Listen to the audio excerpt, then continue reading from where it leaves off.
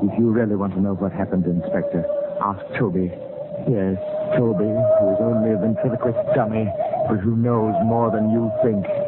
If you want to hang me, let him be a witness.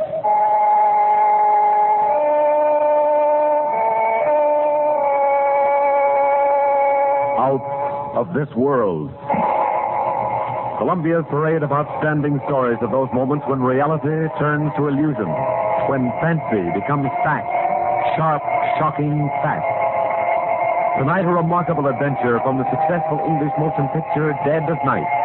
A story which for the next half hour will take you out of this world.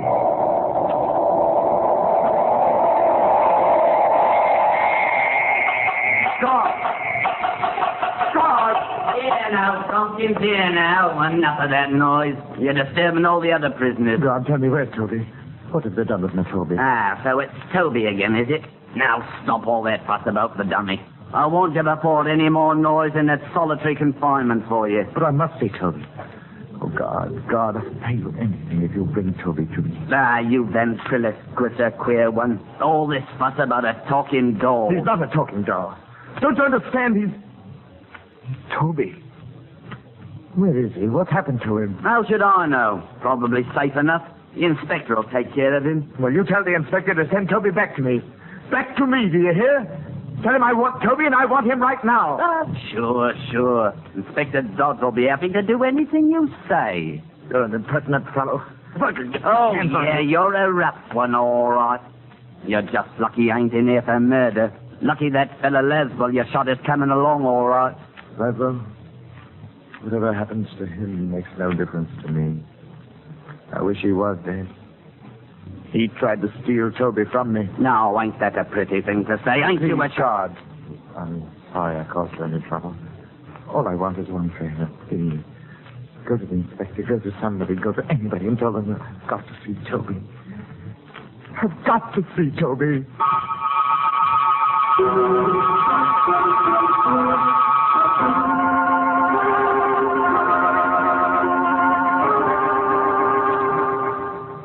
Tompkins, Inspector. He's raising a devil of a row down in the cells. Keeps yelling he wants his dummy brought back to him. I see. Well, if letting Tompkins have the dummy will keep him quiet, perhaps we can arrange it. Oh, good heavens, sir. Is that him there, in the chair? Huh? Oh, yes, that's Toby. Oh, Joe. Sits up in the chair real lifelike, don't he, Inspector? Amazing, ain't it? It's fantastic that a man could be attached to such a thing. Queer how Tompkins keeps saying, if you want to know why he shot Laswell, ask the dummy. He's an odd one, all right. Imagine asking anything from the likes of this. Such a blank, idiotic little face he's got. Yeah. So you're Toby, are you?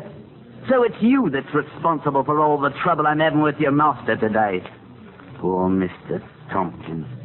If I wasn't a mild man, I'd change that smelly smirk on your face. I'd give you a real sad look, I would. All right, now hold on there. Do you think that stick of wood will answer you? Eh? Oh. You know very well only a ventriloquist can make a dummy talk. Well, sorry, sir. I guess I did look a bit foolish. Yes, so before we all do, we'd better get to the bottom of this. God, bring Tompkins up here. Time we had a little talk.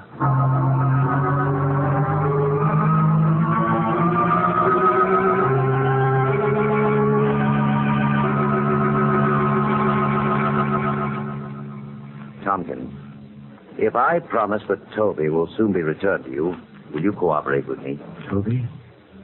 Is he here? Is he near me here? Yes, but you can't see him yet. But I must see him, Inspector. You will, but not before I have certain facts. Certain facts? About your quarrel with Nell Laswell. Now, if you tell me the whole story, I may be able to help you. Help me? Why? Why should the police help me? Because it's part of my job. Yes, but you've done your job. I've admitted I shot Laswell. I did it. What else matters? Your motive. He tried to steal Toby from me. Isn't that motive enough? Tompkins, I really can't understand you. Understand? Of course you can't understand. I wouldn't expect you to. You've never spent years, endless years, playing shoddy, cheap music halls, starving out at the elbow because you couldn't find a partner who understood you. You never toiled day and night for weeks on end, creating somebody like Toby who could go to the big time with you. Oh, Toby can tell you what it's been like, all right. Unfortunately, Tompkins, Toby has shown no inclination to speak to me as yet. Toby would appreciate that, in fact. Yes, indeed he would. Okay. What have you done with him? You'll see him soon enough, I promise you. But first, I want to know what makes you think Mel Laswell tried to steal Toby. Oh, I was aware of Laszlo's intentions right from the start, in fact. Even before I met him. I had a premonition that somebody might separate me from Toby. I couldn't stand that. I'm as much to him, yes. He to me. I see, yes. When I met Laswell at the club that night, I realized almost at once that he might be the one to cause the trouble. I suppose you've seen Laswell. You know the sort he is. A regular troublemaker. Yes, Tompkins, I've seen him. Now come to the point.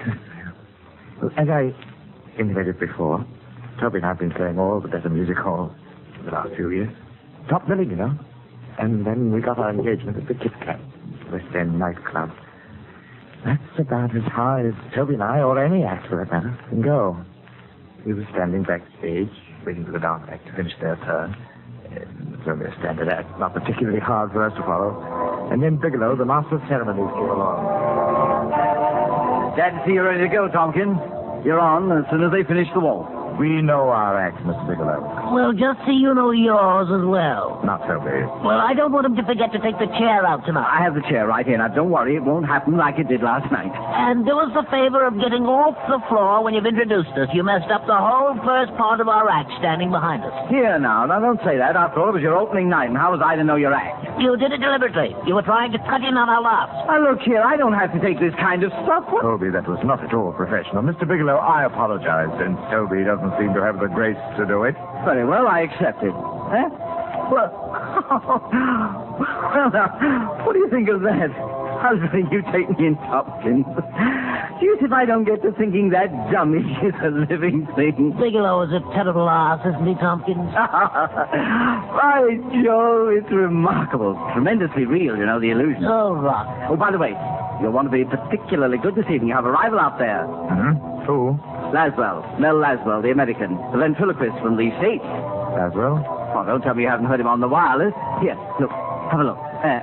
He's at the front table over to the left. Oh, yes. Yes, I see him. And who's the gorgeous young lady? His wife. He's awfully good. World's greatest ventriloquist, I've heard say. I like her. Don't you recognize precisency, Bigelow? He may be the best, and again, he may not be the best. And you're pretty jealous, aren't you, Tompkins? I'm nothing of the sort. In fact, you'll feel more uncomfortable than ever tonight working in front of a real artist. Now, see here, Toby. But as usual, I'll carry you along. You'll carry me. I'll have you know I carry this out. Please, both of you. Stay out of this, fat mouth. Now, see here, joke's a joke, but when you used to... By George, you took me up the road again, Tompkins. I thought you and this wooden imp were rowing. As though he were human. Imagine me thinking he's actually human.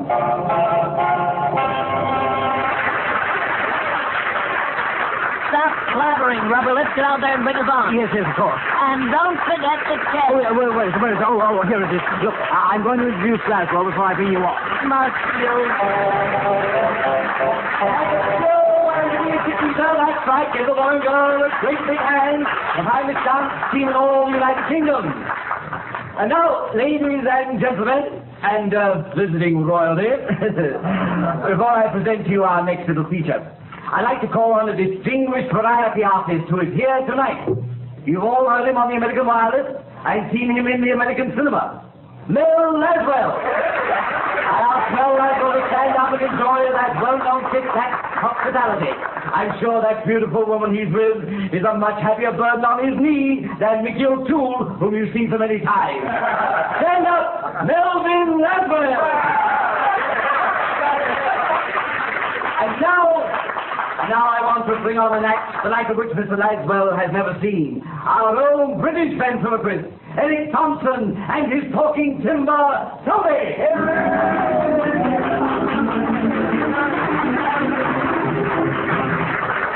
Well, good morning. Hey, Tompkins, go easy on that morning stuff. How come, Toby? Oh, that man over there looks like the truant officer. Why, that shouldn't bother you, Toby. You've been a very good boy, haven't you? Why, yes, but I'm out of school. Out of school? Why?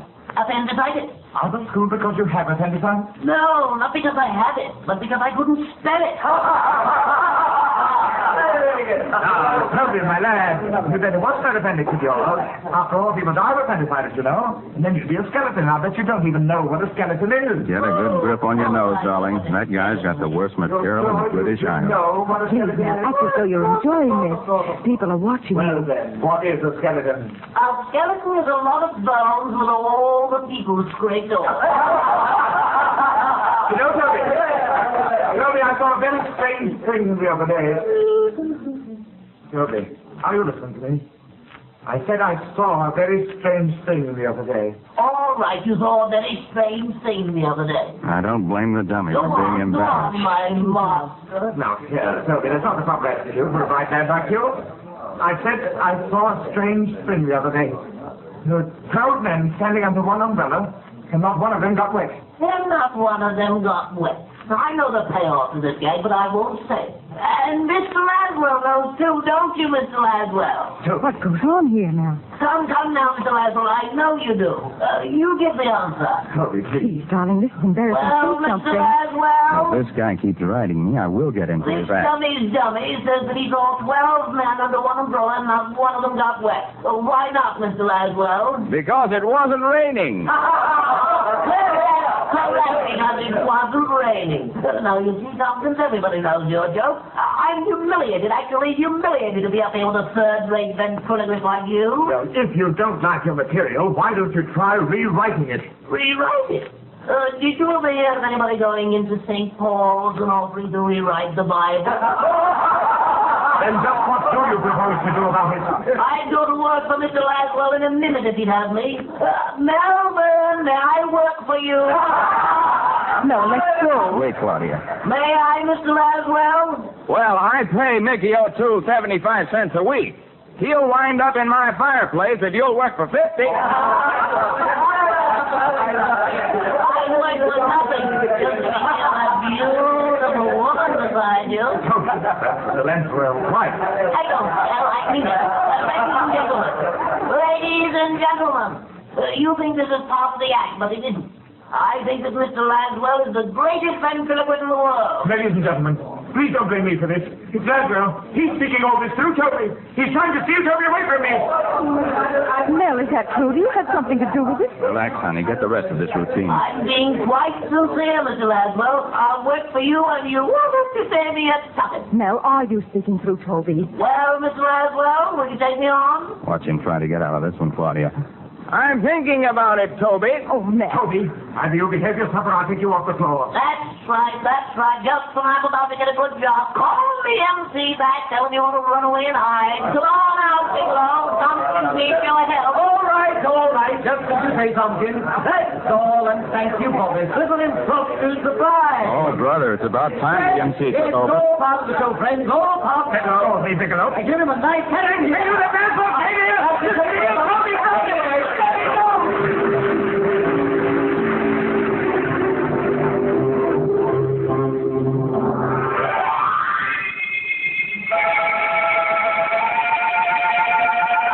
That's how I knew, Inspector, that Laswell had taken more than casual notice of Toby. Oh, I could have forgiven him for his interference on the floor of the club.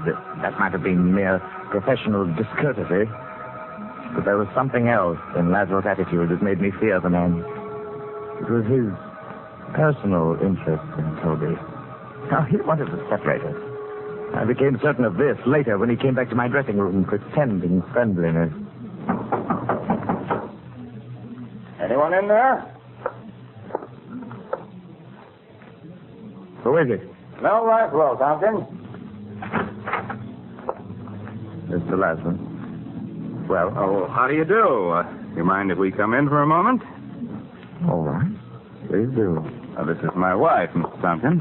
Mrs. Laswell, Mr. Tompkins? won't you sit down? Throw those dressing gowns on the floor. Thank you. Well, so this is your boy. Nice carving job. I'm very handsome. Don't you think so, Mrs. Laswell? Well, you certainly are, Toby. Tompkins, I've been curious to know who made him for you. Don't put your hands on him. Oh, well, I prefer that you left Toby alone. Well, certainly you needn't worry. I'm quite handy with dummies myself.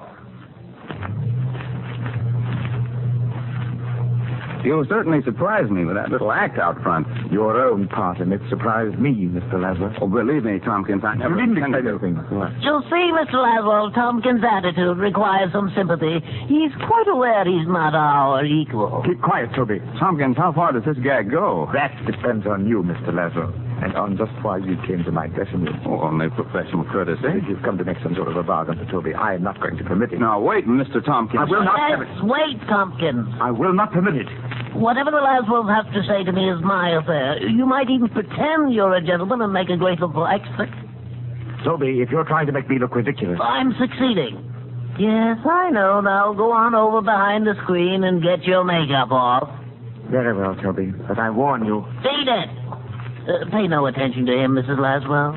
I don't. Well, I don't understand. This fellow's amazing. Not at all. He's stupid, really. Constantly interfering in my affairs. Mrs. Laswell, now that we're alone, may I tell you something? Something I'm sure you've heard before. What is it, Toby? That you're very beautiful. That I'm very fond of you, Mrs. Laswell. Oh, now, look here. And whatever Tompkins thinks, Mrs. Laswell, you're really a very nice woman. Well, I'll be... No, I don't like this. Tompkins. Yes? Come out here. Well, what is it? How far do you want to carry a joke? A joke? Either you apologize to Mrs. Laswell right Apologize now for what? for the last crack you just made through Toby. Did I? Listen, you... Really, Mr. Laswell, I don't know what you're talking about. Mel, darling, let's get out of here. You're not going to leave me, are you, Mr. Laswell? Please don't. You're an awfully funny fellow, Tompkins. Don't blame me for all this. Take me with you, Mr. Laswell. I just want to be near her. If you're afraid I'll make love to her, you needn't worry. I wouldn't. Tompkins, this is the most disgraceful demonstration I've ever heard. What can I do about him? Mel, please, come on. I love her. I'll do anything if you'll just let me go with you, Mr. Laswell. Anything. All right, Tompkins, you asked for it. Oh, no, Mel, don't hit him. Don't hit him. Oh, Mel. Why did you do it? The man's not natural. What's going on? I don't know what's eating that fellow. A rib's a rib, but he doesn't know where to stop.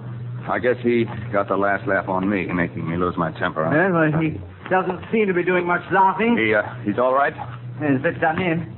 Can't say he didn't have it coming, though. Oh, darling, I'm glad he didn't break the dummy when he fell. And you do care what happens to me. I love you, Mrs. Laswell.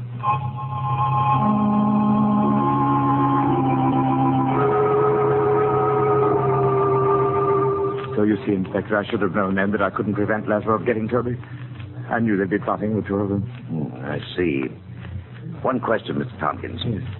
Would you say that Mrs. Laswell is an exceptionally attractive woman? To some men, perhaps. And since we know that you think and speak through the dummy, isn't it just possible that you may yourself find Mrs. Laswell appealing? Oh, what is this rubbish you're talking? Are you interested in learning the truth of what happened, or are you trying to muddle me up? I'd like to hear the matter out, Mr. Tompkins. As you well know, I was sacked by the Kit Kat on the spot. I hardly spoke to Toby all the way home. I wanted to impress upon him the misfortune he'd caused us. And at first, I hoped that Toby's attentions to Mrs. Laswell had embarrassed them both so much that Laswells would no longer feel any interest in him. But in my heart, I knew the Laswells hadn't finished, but at that very moment, they must have been plotting. Plotting their next move to get Toby away from me. I'll tell you what that next move was. In our hotel, I carefully turned the key in the lock. Toby and I were secured for the night. I put him in his own little bed and then made ready for bed myself. As I moved around the room, his eyes followed me scornfully. Then I thought of the revolver in my bag. I took it up. With the revolver in my right hand and the key in my left, I lay down on the bed and waited. I dozed off. I don't know for how long. Suddenly I was awake, my eyes staring. Toby was gone.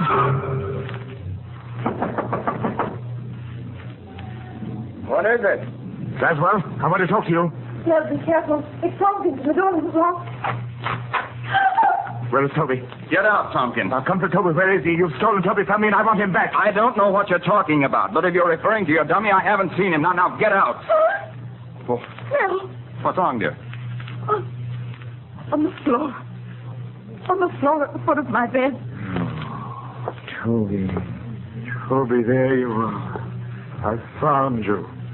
Oh, my poor little Toby, you've been kidnapped. Look, Tompkins, I don't know how your dummy got here. Toby.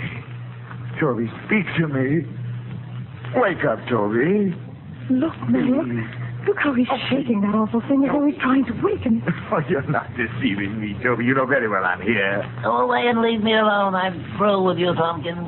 Oh, Yes. Take it easy, Claudia. We've had all we can take of this, Tompkins.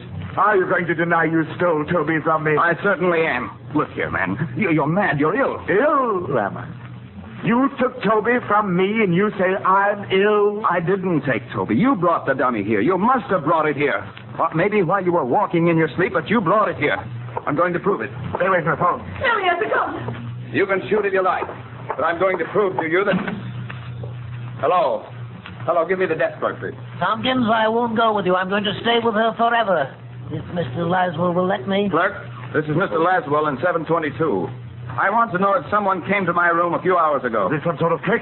A man came, you say, and he was carrying a ventriloquist dummy. You let him come up.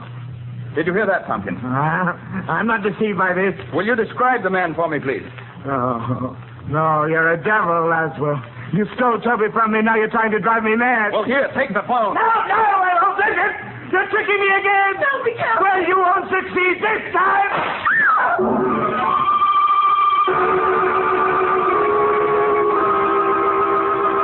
No, I don't deny that I shot Laswell, Inspector, but I believe the provocation was ample. I dare say you will agree. After all, Laswell turned a friend against me. An old and a very valued friend. Whom I miss very much. Tompkins, in due time, I may ask you to sign a formal confession on the basis of the story you've just told me. No objection. I'll sign it. Oh, by the way, Inspector, I wonder if now you might let me see Toby again. Well, I'd like to oblige you, but... It's only for a short while, sir. I felt rather badly about not seeing him, especially after our trouble. And if we were given a little time together, perhaps Toby and I could straighten out our affairs. Well, if you like, I think I can manage it. Perhaps have him brought down to your cell. Oh, thank you, sir. Thank you. Yes. Yes, I'm looking forward to seeing Toby again. I am indeed.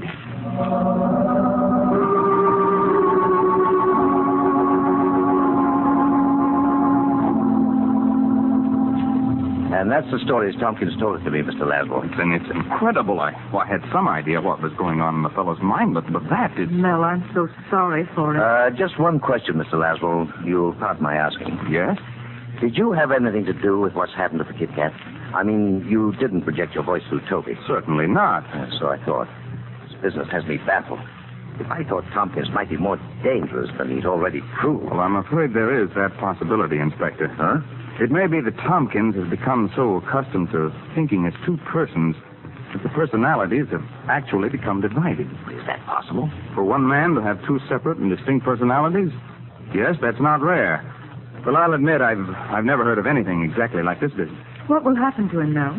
It's a battle that Tompkins will have to fight out within himself. As long as he's in that cell without the dummy, he may learn to think for himself as himself again. Good heavens, man. Look here, I permitted that dummy to be taken to the Tompkins in his cell. You what? Tompkins was so keen on having a dummy with him that Do you think that will harm him? Well, I don't know, but... Inspector, All right, here I am. It's that Tompkins, sir. Jerry knows something awful in this cell. What's happened? We put the big doll in with him, like you said, sir, and right off he began arguing with it, carrying on a fight, real lifelike. It's just like two people what hate each other. Well, Laswell, you were right. Come on, we'd better get to them before it's too late.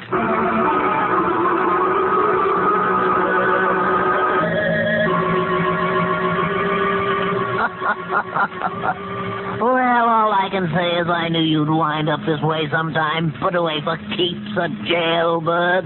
Oh, Toby, I can't stand having you talk to me that way. How can you be so ungrateful? I made you everything you are. Ha!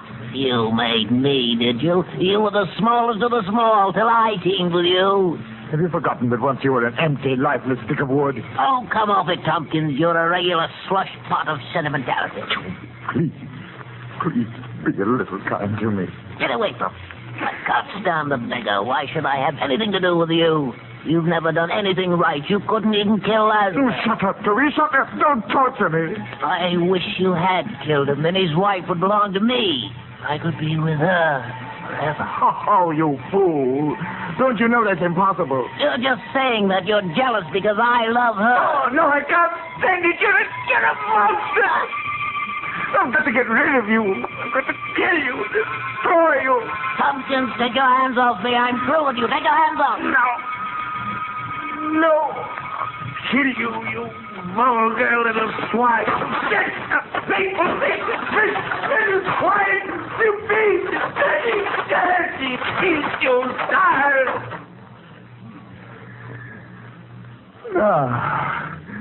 Now talk back to me, you little monster. Now tell me I failed at everything. I smashed your face. You can't kill me, Tompkins. No matter how you try, you can't kill me. Come on,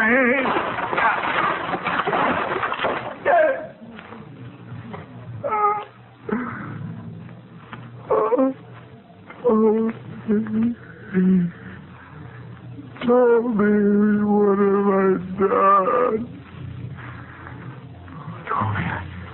Toby, I never meant.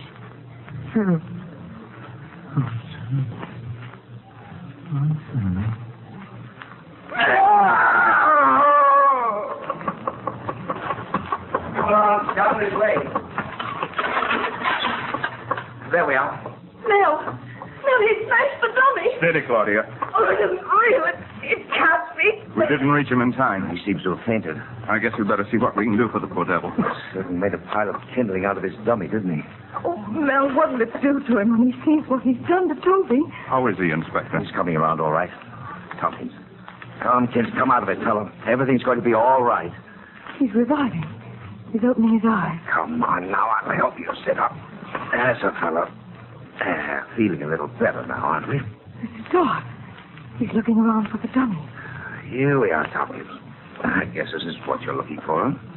The dummy's broken up a bit, but he'll be all right. He said he'd kill me, but I told him he couldn't. I killed him. Isn't that wonderful, Mrs. Lazarus? Tompkins is dead. Now we can be together forever, the three of us. You want me, don't you, Mrs. Laswell? You've got to want me because I think you're beautiful. And I love you, and I'll be your slave always and always.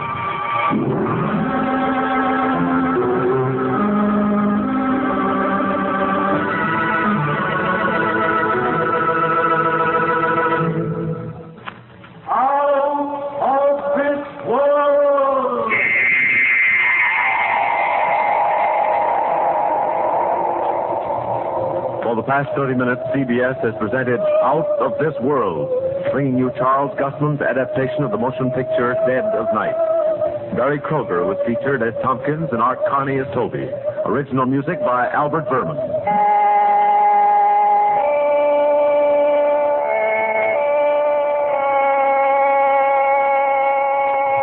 Out of This World is directed by John Mosman for CBS, the Columbia Broadcasting System.